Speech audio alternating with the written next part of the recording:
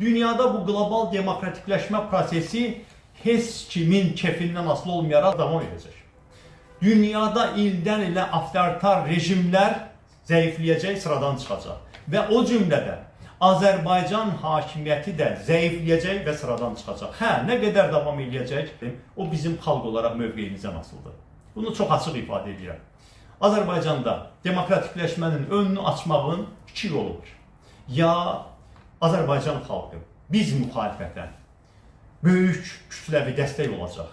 Bizim gücümüz o qədər çox olacaq ki, biz Azərbaycan hakimiyyətini yeni demokratik seçkilərə, ondan əvvəl sərbəst toplaşma azadlığını verməyə, ondan əvvəl siyasi məhbusları azad etməyə məcbur eləyəcəyik. Demokratik yollarla, üsullarla elə vəziyyət yaradacağıq ki, o kütləvi gücün nəticəsində Azərbaycan hakimiyyəti demokratik dəyişikliklərə girəcək.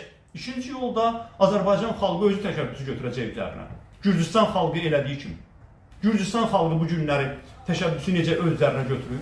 Gürcü müxalifəti Gürcüstan xalqının ardınca gedir prosesdə. Azərbaycan xalqı da bunu eləyə bilər. Amma bu günə vəziyyət bundan ibarətdir ki, Azərbaycan xalqı nə Gürcüstan xalqı kimi təşəbbüsü özlərlə götürmür, nə də bizə hələ arzuladığımız və dəyişikliklər üçün zəruri olan dəstəyi verir. Hə, çox sağ olun, gücümüzə güc qatırsınız və biz bu cür avtoritar rejim şəraitində öz mövcudluğumuzu qoruyub saxlayırıq, ictimai rəydə alternativliyi qoruyub saxlayırıq, hakimiyyətin vaxtaşırı ifşasını təmin edirik, ictimai rəydə üstünlüyümüzü təmin edirik. Amma bu böyük dəyişikliklər üçün yetərli deyil.